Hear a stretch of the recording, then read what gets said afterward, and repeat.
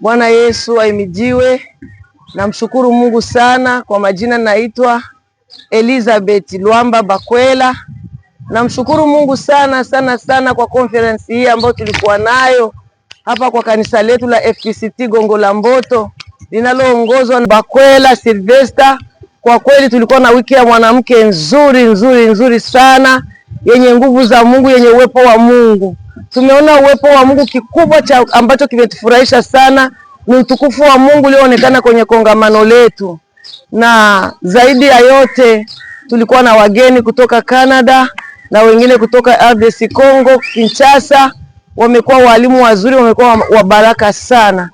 Tumejifunza kuhusu mwanamke kurejesha utukufu wa Mungu ndani ya kanisa la Mungu na ndani ya familia yake.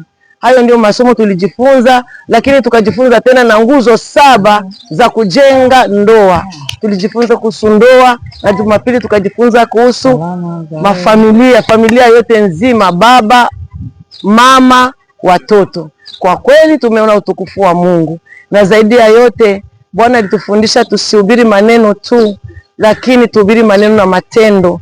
Tulikuwa na chakula cha wajane jana Jumamosi, maana neno la Mungu linatuambia dini ya kwanza ni kumkumbuka mjane na yatima. Hawa wake wa Bwana Yesu waliweza kupewa chakula, sabuni, sukari, na wamefarijika sana. Kwa kweli watu wa Mungu, kipindi hichi ambacho tunaishi, pamoja na mambo mengi, bado kuna wale ambao wanasimama kuandaa kanisa bibi harusi kwa ajili ya utakaso na unyakuo. Ndio maana tuko hivyo, tunamwandalia Yesu bibi harusi wake. Tunafurahia sisi wa mama kuwa na mkutano mkubwa wa wiki ya mwanamke. Tumeshangilia pamoja na wachungaji wetu na vijana wetu.